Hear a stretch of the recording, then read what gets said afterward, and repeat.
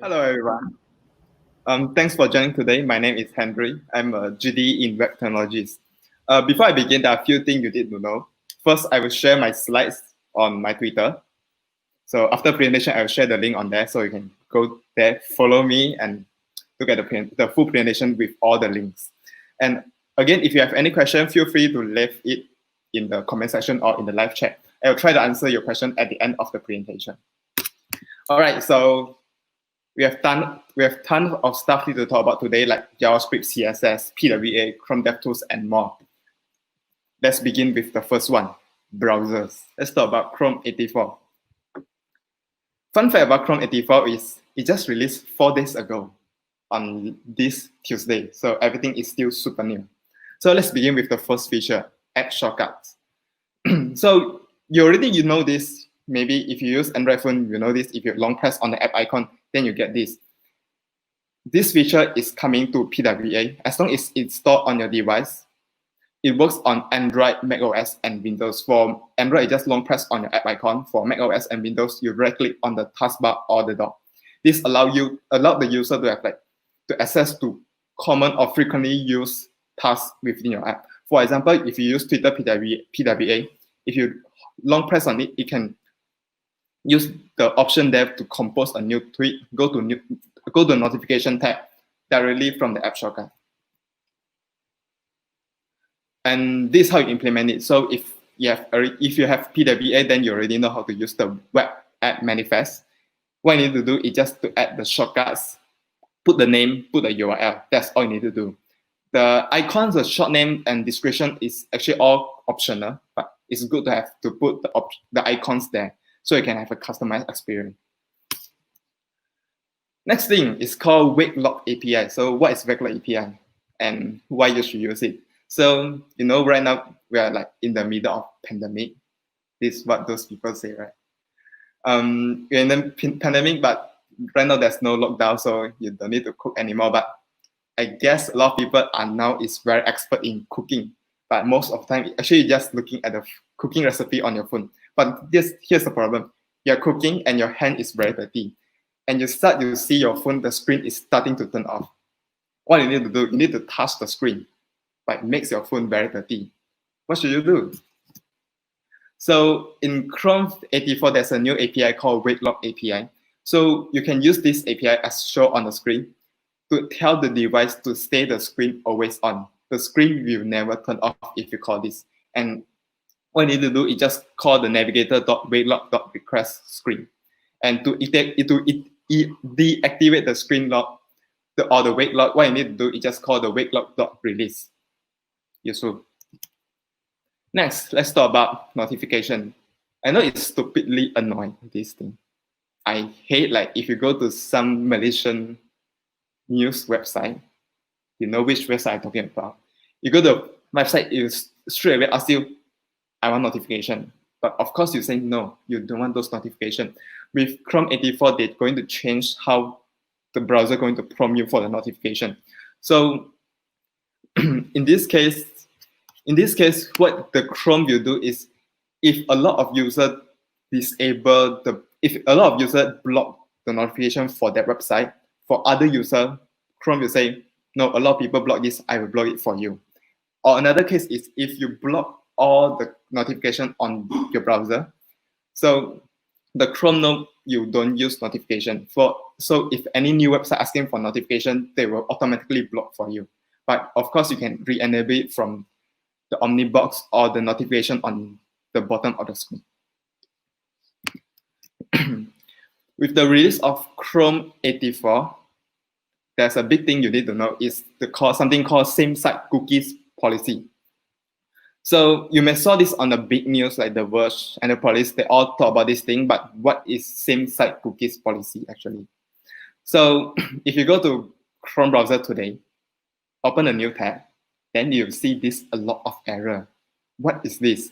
You can see they're asking for without the same site attribute. So what this thing do is, if you want to use your cookies on other domain, then you must set the value of same site equal to lax or secure or none.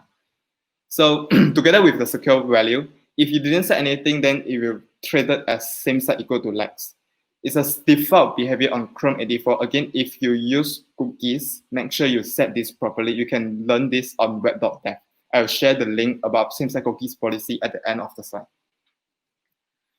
So that's all the new thing coming to Chrome 84. Next thing I want to talk about PWA and web capabilities.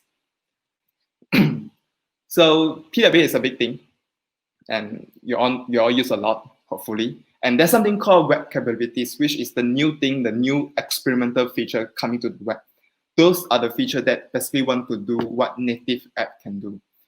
First, with the context indexing API, which is the new thing coming to Chrome 84. I don't really like it, so I'll just skip it. You can Google search, but to be honest, it's not very useful. Let's begin with badging API. This is, I guess, it's very, very useful. So what you can do with badging API is just show on the screen the red dot, or on the Android phone, I think it's a blue dot, or depends on the app color. You can use it to get user attention without sending them the notification. It works on the latest version of Chrome on all operating systems. It works on macOS, Windows, Android. Of course, it doesn't work on iOS. The next thing is web OTP. On detail about this thing, I think Johan will talk about this later, but I just briefly explain what is this. So web SMS login is very popular right now, but the user experience is not very good. Like you request for OTP, the user need to go back to the message app, copy the OTP, remember it, and type it manually. But with the web OTP API, this flow can be done automatically. So as you can see on the screen, the flow is just like that. The user don't need to type anything. What the user need to do is grant the permission for the website to read your SMS. This is the browser only read it for one time, so it's still safe. But for the browser to read which SMS, what you need to do is you need to set a spatial formatting in your SMS content. In this case, you just need to put your URL host name and again the OTP code. You can find more information on web.dev. The next thing is native file system API. If you're building a web app, like maybe if you're building Photoshop, bring it to the web, for example. There's one problem: the file saving flow on the web is weird. On native app, if you save, it will save directly to your hard disk or your SSD. But for the web, it's actually kind of different. If you press save, most of the time it just download the file. It's not really overwrite or save. But with the native file system API, what you can do is you can do exactly what the native app can do. You grant the permission for one time. After that, the browser will have direct read and write permission to your file. So if you're building web app with this kind of requirement, then congrats, now we can use it. The next thing is notification triggers. Although notification is annoying, but sometimes notifications still can be useful. Let's say you are building a reminder app. So you want to remind your washing machine will be complete in 50 minutes, but how can you schedule your notification? To do that, you need to have server and to have the notification trigger 50 minutes later from your server, which is not a good thing. But right now with notification triggers, you can do that directly on the browser. No server required. So you can set the timestamp when you want to trigger, and the browser will trigger your notification based on your timestamp automatically. And you have access to from the Devtools, you can access and look at all the information when the notification is scheduled or is already shown or is cancelled. You can do it with the new API called the notification triggers. So those are all the things coming to Web Fugu. You can keep track of all the Fugu API on this URL. There's a very long spreadsheet, but what you need to do is look at the first part, the ship and the origin trail. Those are coming to your browser very, very soon.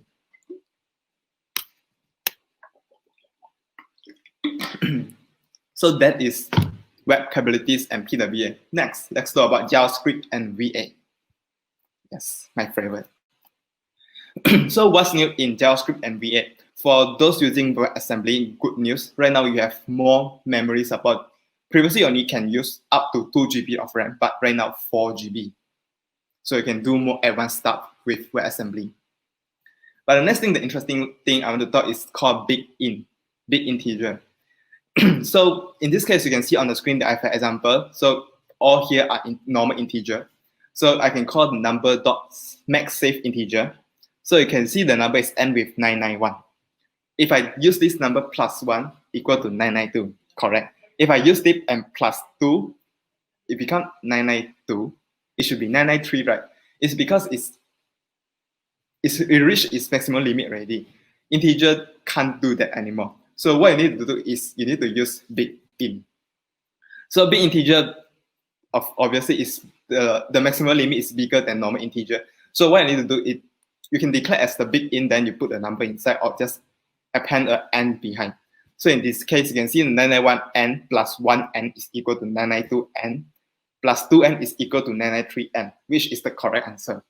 So if your web app require this kind of big number, then yes, you can use big int. It's not coming. It's now here on ES 2020. Next thing, if you use TypeScript, I think you should get it on last year September. Optional chaining is super useful. As you can see on the screen, if you use the transitional method, you need to use a lot of n, like db_n, db.user_n, db.user.name. Then you only can get a dot length. If it doesn't do that, if one of the let's say the user is undefined, you crash your whole code. But with optional chaining, what you can do is db?user?name?length. Let's say the user is undefined, it won't crash. It will return name length will equal to undefined. But then it will be a problem. So in this case, you can see we've used optional chaining and default value. So the user is side up, so it can be true, false, or undefined. But what we want to do is, let's say the side up is undefined, we want to fall back. We want to set a default value. So in this case, the side up, if it's undefined, then it will become true. But here's the problem. We are using or.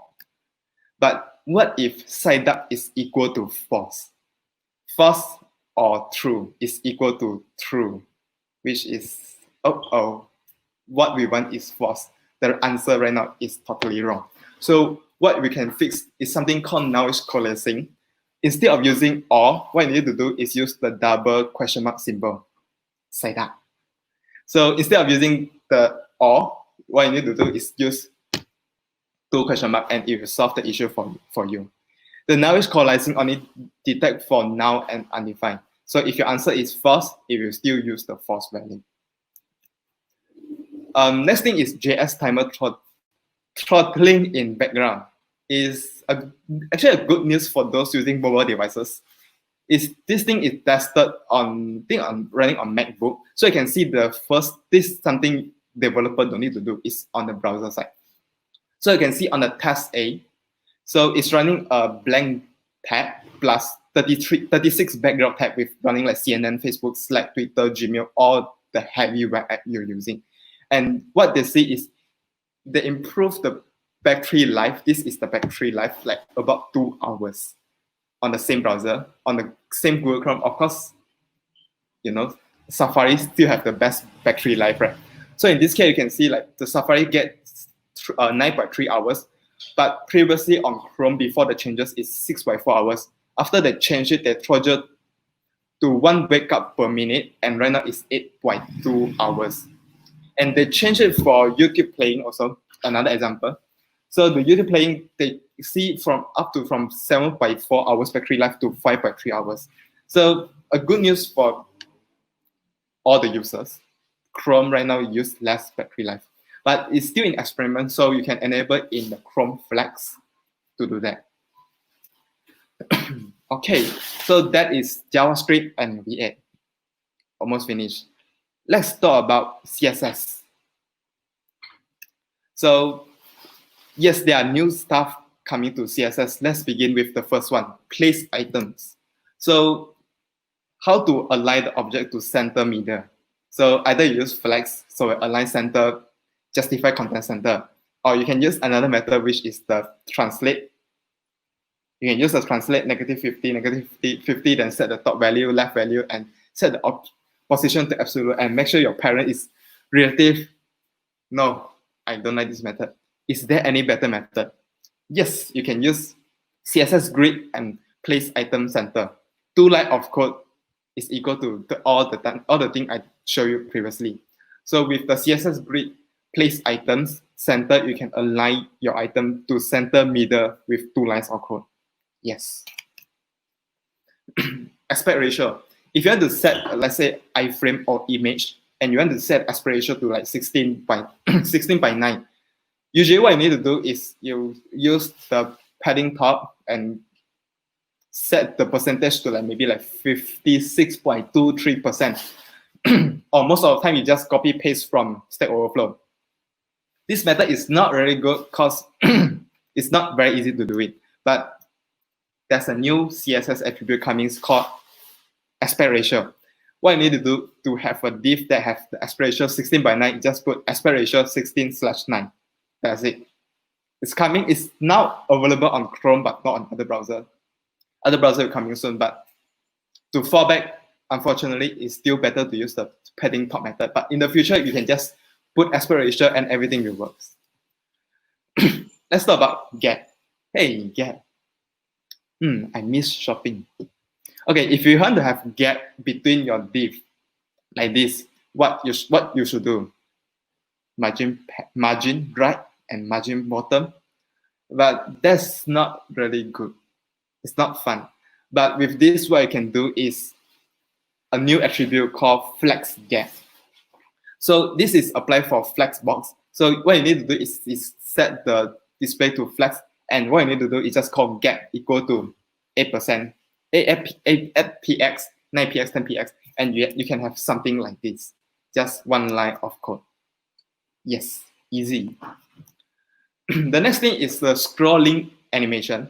So if you visit like Google Store website, the Apple website, you know they use a lot of the scrolling animation. If you scroll down the page, then maybe the phone will pop out. But it's based on your scroll position. But what they did is they used a lot of JavaScript library, which is, to be honest, the performance is not very good. So with a new upcoming API called the scrolling animation, it's still a new thing. It's still in under spec, it's still proposal. But you can test it in Chrome with the Flex enable. What I need to do is it apply on JavaScript and CSS. So in this case, you can see the needle, the clock is based on the scroll position. And what I need to do is just animate, transform, and set the scroll timeline. So you don't need to import any third-party library. And of course, there's a polyfill for that to use it. So you can use it. And for those, if you're using Chrome, then it won't load the polyfill. So you can get a better performance than existing scrolling library. And again, with the same scrolling animation, you not only can do the animation I showed you just now, and what you can do is you can use it to do parallax effect. So as the screen I show on the, okay, back. Okay, as the screen, the code I showed you right now, this one is parallax effect. You can do scroll parallax effect just using CSS attribute, no extra library required.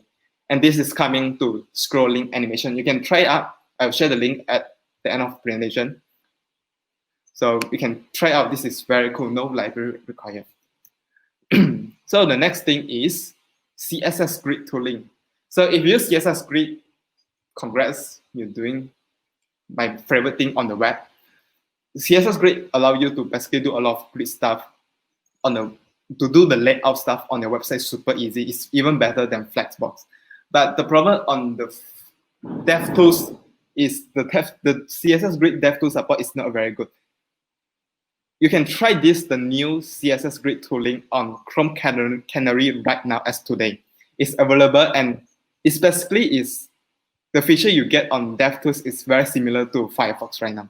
The Firefox Devtool, of course, it still have the best CSS Grid tool available in the market right now, but Chrome is finally catching up. All right, let's talk about the last stuff. My browser is very slow right now. Last thing, tooling. Let's talk about Chrome DevTools.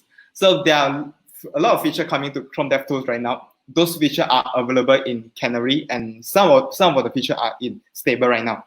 First, let's begin with issues.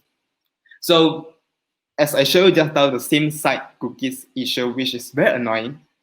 And remember the screenshot I showed you just now, right? On the new tab, there are a lot of same issue. But with the new Chrome Devtools, they move all those stuff to a new tab called Issues tab. So they move to one place and group it together and show you all the useful information that you need. In this case, the same-side cookies, they teach you what should you do.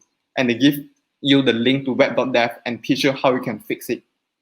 So, good. Next thing is WebAssembly debugging. So if you use WebAssembly right now, you can basically debug your CS or your C++ code or your C# code or C or what language, Python code directly in the Devtools. So you not only can use Devtools to debug JavaScript, and now you can use it to debug any language that you use with WebAssembly, in this case, C++. And next thing coming new to Devtools is this, blur. So it's something called color vision deficiency emulation. So for those, the eyesight is not very good. For those people who have color blind, they can't see well.